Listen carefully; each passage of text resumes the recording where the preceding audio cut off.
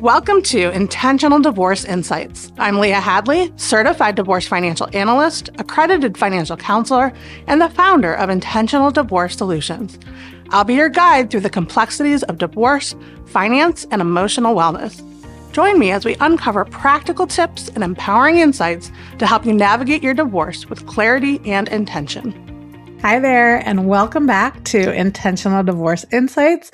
I'm Leah Hadley, and I am so happy that you are here with me today. I want to start today with a question. If your spouse stopped paying a joint credit card tomorrow, would you know about it before the late payment showed up on your credit report? Sit with that for a second. For most people, the honest answer is no. You'd find out maybe 30, 60, potentially even 90 days later. You'd find out when the damage was already done and already reported. That is what we're talking about today, credit, and specifically how to protect yours while everything else in your life is being pulled apart. Now, here's why I picked this topic. Now, I've done over 100 episodes, and in some of these episodes, we may have talked about credit kind of in the background, but I've never done a full episode on credit before, not once. So we've talked about retirement accounts, we've talked about the house, the investments, budgets, hidden costs, and credit has kind of quietly been in the background, which honestly, that's the problem because that's how it gets treated in a lot of divorce cases. Credit is easy to overlook when you're in it. You're thinking about where you're going to live. You're thinking about your kids. You're thinking about whether the numbers even work when one household is becoming two households, right? Nobody wakes up in the middle of a divorce and thinks, "Ooh, I should check my credit utilization ratio," right? But your credit does determine things like where you can rent, if you can rent, right? It's going to determine if you can refinance and what the terms might look like, which is going to determine what your payment is, right? Which is going to determine whether that settlement that you just signed is actually livable. So today I'm going to walk through three things, okay? One, the single biggest misunderstanding about divorce and credit, and it's not what you think. Two, what to actually do, organized by where you are in the process. And three, what to do if your spouse is damaging your credit on purpose, because unfortunately that does happen and it does need a different playbook. Okay. Now I've also put together a free guide, that walks you through all 12 steps in writing.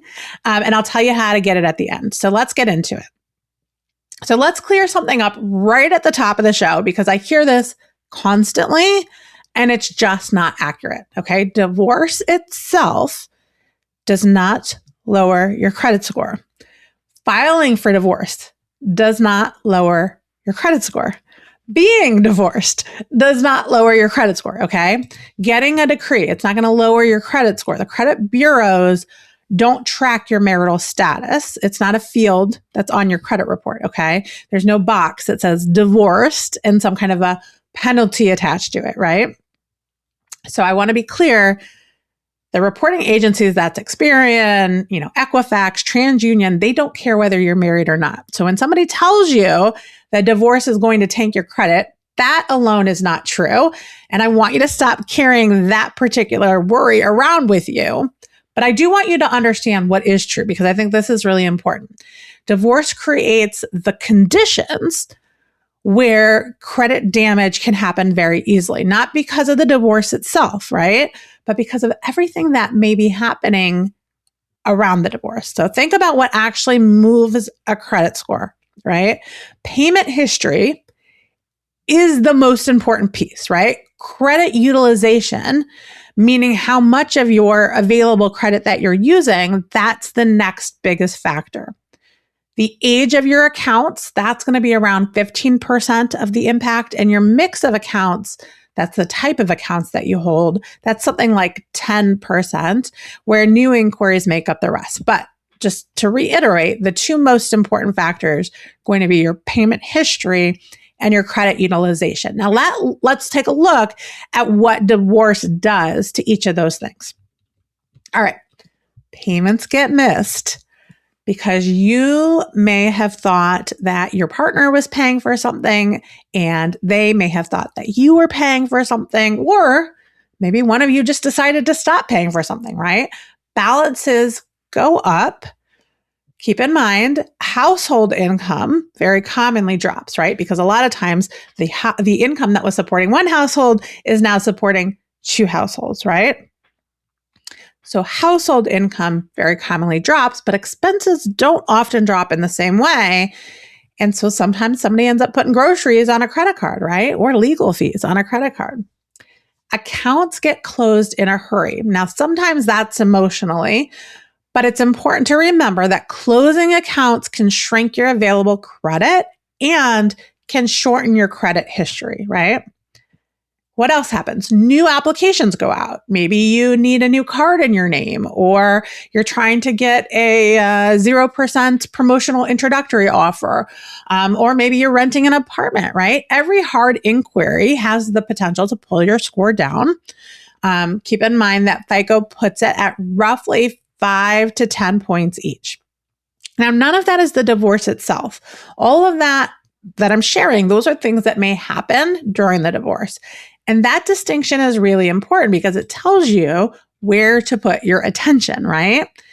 You're not trying to protect yourself from a filing. You're trying to protect yourself from a set of very specific, very predictable financial events.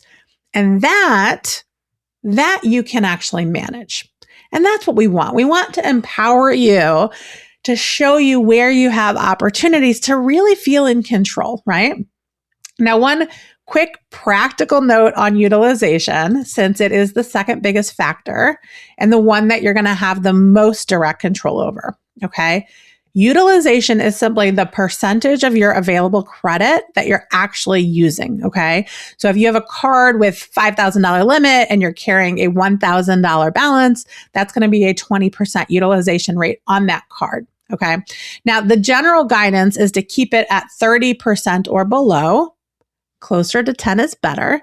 But here's why this matters so much in a divorce specifically. If your household income drops and your balances start to creep up, or if you close a card and your total available credit shrinks, your utilization can actually jump without you doing anything differently.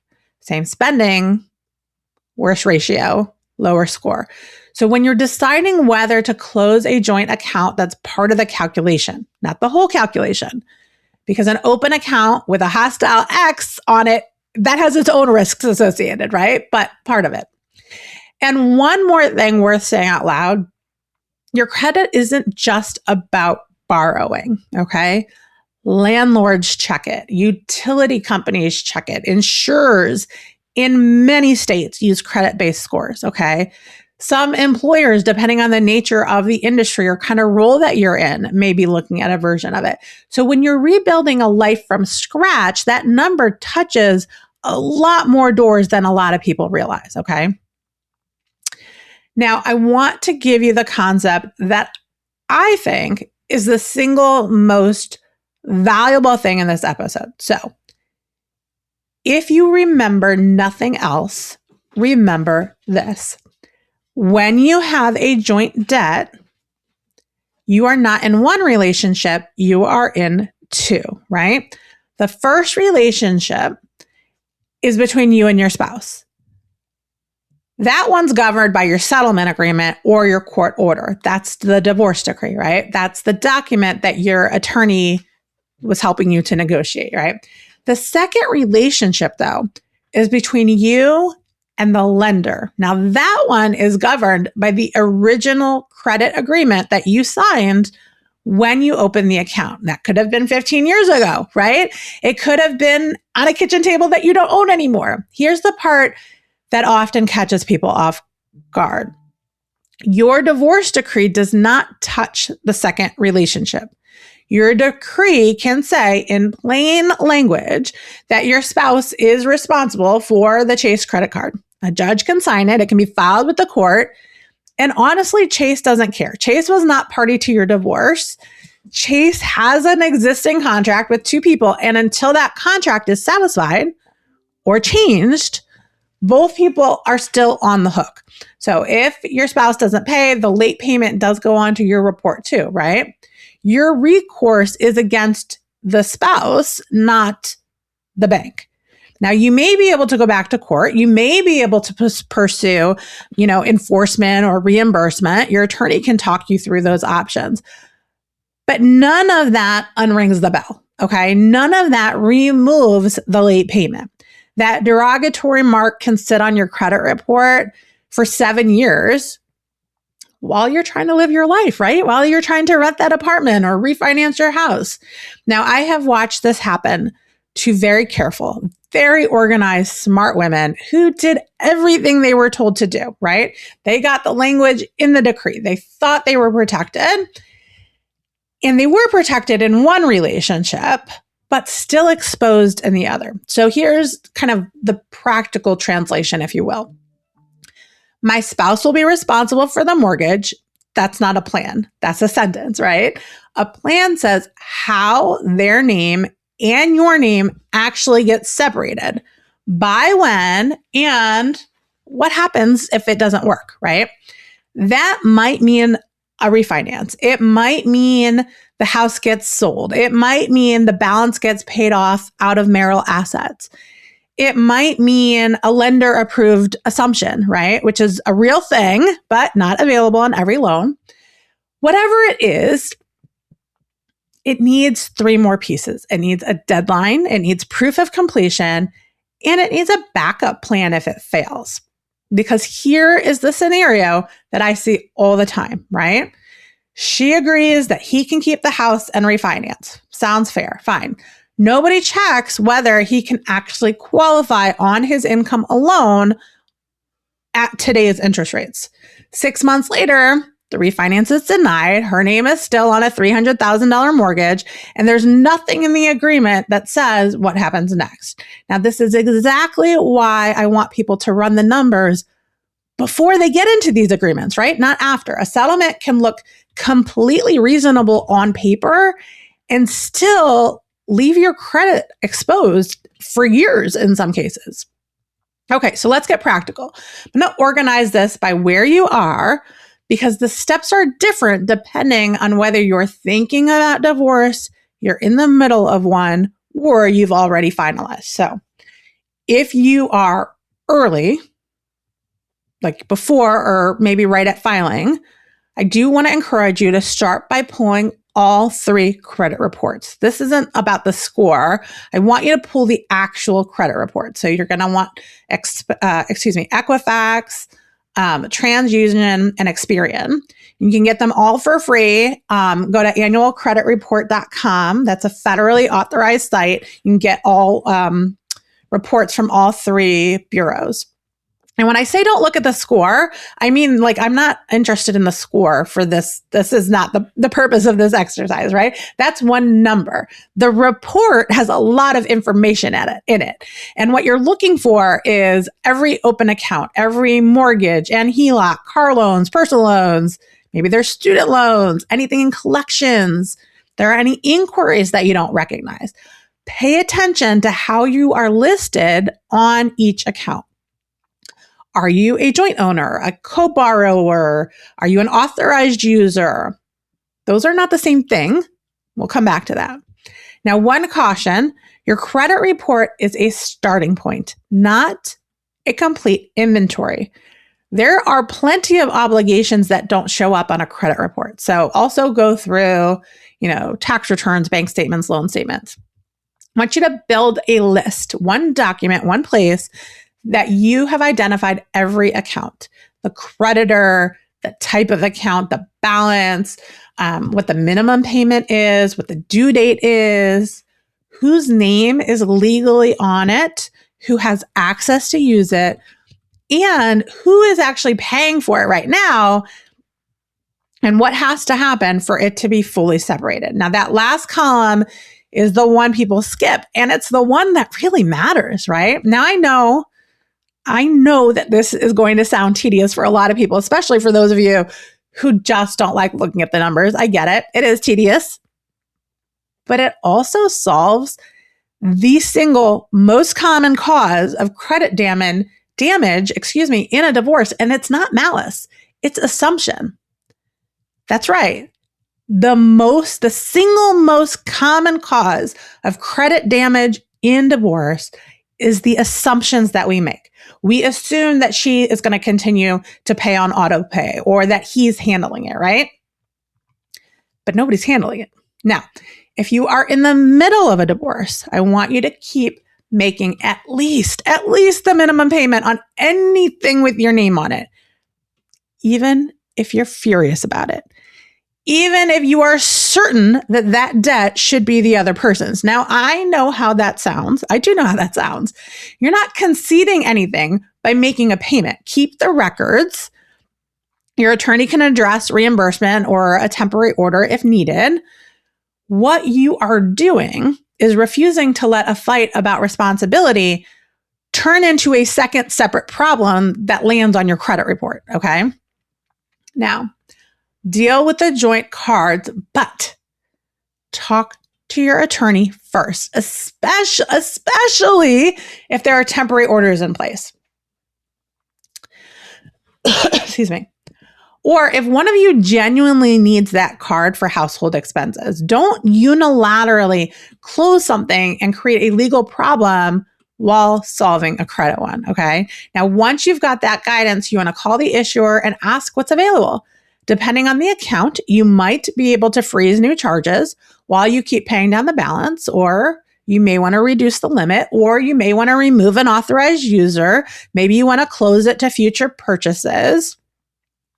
Maybe you want to move an agreed balance onto an individual account. Here's what I want you to hear, and this is really important. Cutting up the physical card doesn't do anything, okay? You cut up the physical card, the account is still open, right?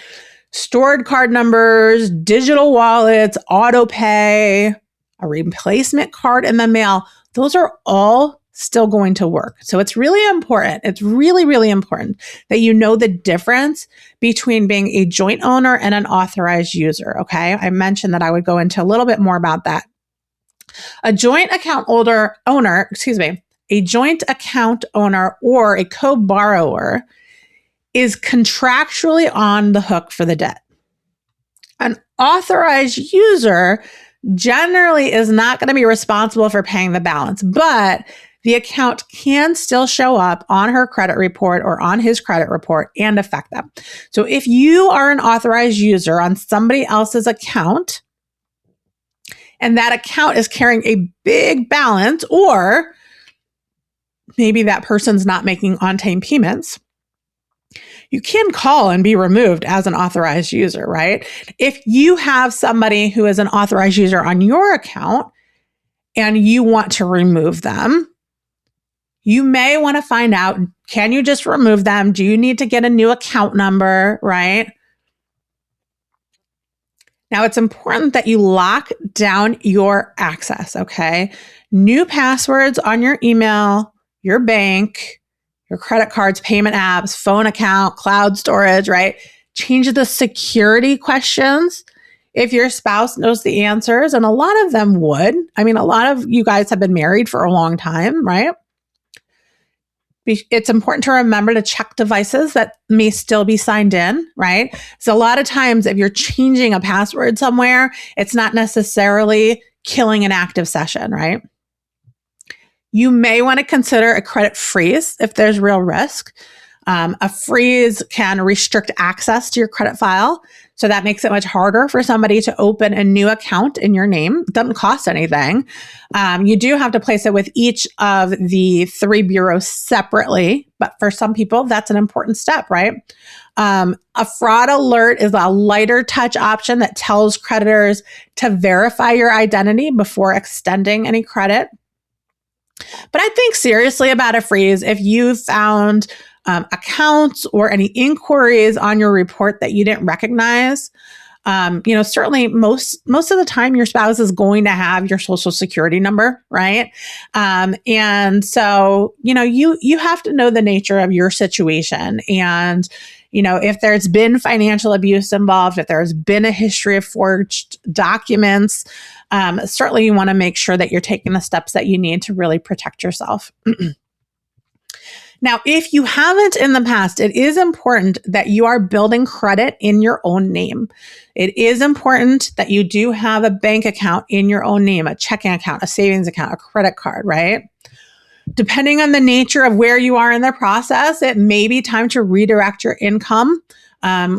And then if you're redirecting your income, you want to make sure you're updating those auto pays, right? A lot of times, people get focused on kind of where the income is going, but maybe forget some of the commitments they had coming out of that account. So we want to make sure to be careful about that. Now, to be clear, I'm not talking about moving or hiding any money, right? We're talking about how over time you are making decisions on how you're going to start operating going forward and planning and preparing for your future, right? Making sure that you have the structure in place to be able to pay your bills and establish your own credit history without depending on access to a shared account. Now, if you do not have much individual credit history, I really want to encourage you to go slow with this. One account for real expenses, pay it on time. That is going to be so much more valuable than opening multiple accounts and potentially, missing a payment here or there, forgetting about something. Now, this one surprises people, so stay with me, but I do want you to go hunting for the small stuff. The debts that wreck credit in a divorce are often not the mortgage. They're those little recurring things that nobody agreed to or nobody claimed, if you will, right? The gym membership on a particular credit card or a streaming service or a storage unit.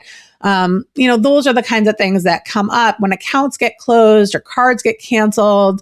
Sometimes people just kind of forget about these things and then they end up in collections, okay? And it's not just subscriptions, right? We see, unpaid utility bills, medical bills, parking tickets, all of those kinds of things can get reported over time. So typically, it's important that you take the time to make sure that you are paying attention to those little things so they're not getting lost in the process, right? A collection account does real damage, and it does it over an amount that can be honestly embarrassingly small. I've seen a $60 bill turn into a mark that costs someone an interest rate on their mortgage that costs them thousands of dollars. Okay.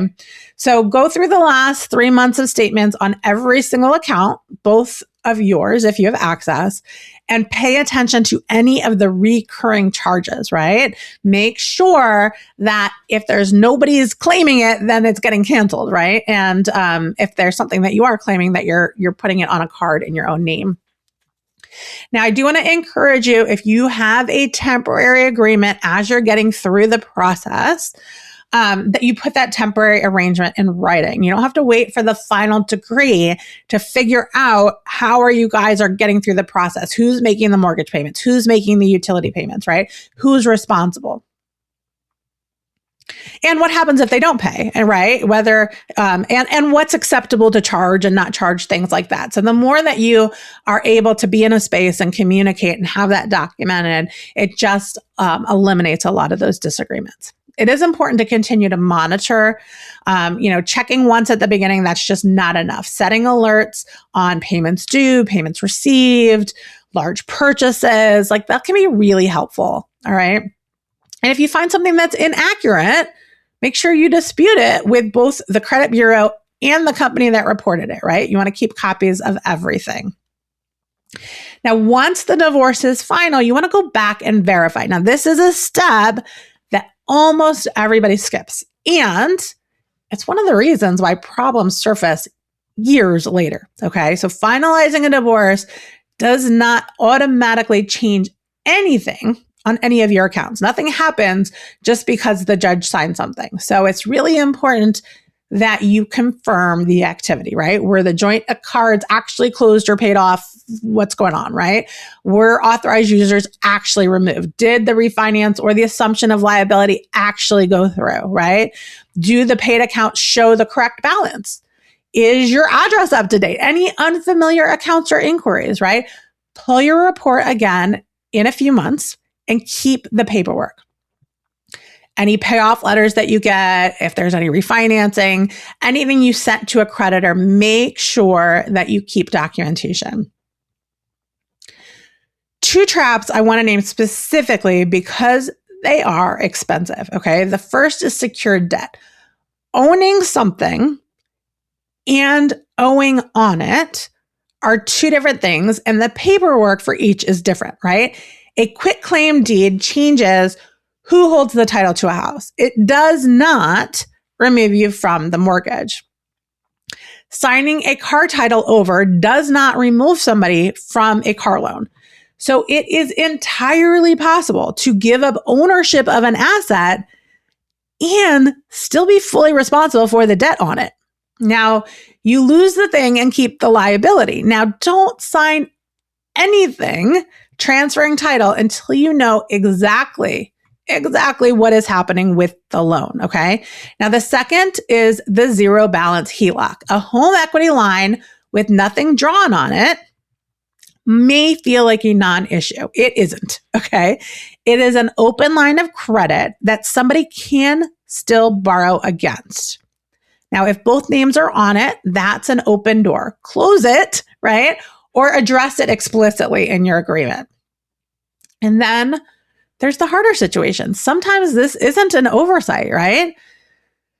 Sometimes the spouse stops paying on purpose. They run up balances on purpose. They drain accounts. They cut off your access or open credit cards using your information.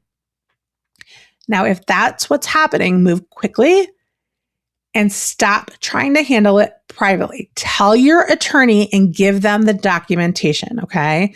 I want you to send them any messages, alerts, screenshots, credit reports, statements. Call the creditors and ask what protection exists, okay? If you need to change your credentials, change your credentials. Put that freeze on, right? You can always, if you need to, report identity theft at identitytheft.gov, okay? But I want to say one more thing. Financial abuse is not only about somebody taking money. It also looks like creating debt in your name, withholding information, sabotaging your ability to work, controlling account access, right? Using credit as leverage to keep you from leaving. If you're recognizing yourself on that list, that's not a budgeting disagreement. And you do not have to manage it alone, and you do not have to manage it quietly. So I want to pull all of this together and come back to where I started, right? Divorce itself does not hurt your credit. What hurts your credit is missing payments, increasing balances, joint debt that never actually got separated. Remember, your decree governs your relationship with your ex. Your credit agreement governs your relationship with the lender. The credit agreement is not rewritten based on your divorce decree. And of course, my spouse will pay it is not a plan. A plan has a deadline, it has proof, and it has backup, right? Now, I know that was a lot of information, and I don't expect anybody to hold 12 steps in their whole head, while driving. So I did write it all down for you. I put together a free guide called Protect Your Credit Through Divorce. It has the full 12 steps that I talked about in writing. Plus, it has a joint account inventory worksheet you can kind of fill in as a place to list any questions to ask before you agree to let someone keep a particular asset and the mistakes that I see most often. So here's how to get it. I want you to go onto Instagram, follow Intentional Divorce Solutions, send us a DM, just simply the word credit. DM Intentional Divorce Solutions on Instagram. Just one word, the word credit. And if you're looking at your own situation right now and you're thinking you're not sure whether the settlement on your table actually works, that the conversations that we're having with our clients every single day, we look at the debt, we look at the cash flow, we look at the housing decisions, what it takes to genuinely separate your financial life. And we have tons and tons of resources that can help you. If you haven't gone to our website, be sure to check it out at intentionaldivorce.com. Here's the last thing I want to leave you with. Rebuilding credit is not dramatic. There's no clever workaround. There's no secret. There's no hack. It is a series of very ordinary decisions made consistently. Check the information, pay on time, keep the balances reasonable, deal with the problems while they're small. That's it. It's not glamorous work. And I know that right now you may be doing all of this while also grieving and parenting and working and trying to figure out who you are on the other side of all of this. Protecting your credit may feel like one more thing on the list that is just already too much. But this one really is worth your attention because it's the thing that's going to help determine your options later, right? Where you live, what you can borrow, how much breathing room you have. You're not behind, right? You're handling it. And I just want to encourage you to keep handling it. Let's keep our head out of the sand, right? Thank you so much for spending this time with me today. If you haven't, go check your credit reports, and I will see you next week. Thank you for joining me on Intentional Divorce Insights. It's a privilege to share this time with you. I hope each episode offers valuable guidance to navigate your journey. If you find our content helpful, please leave a review to help others discover the benefits of intentional decision-making in divorce. Until next time, take care and continue to embrace your path with intention.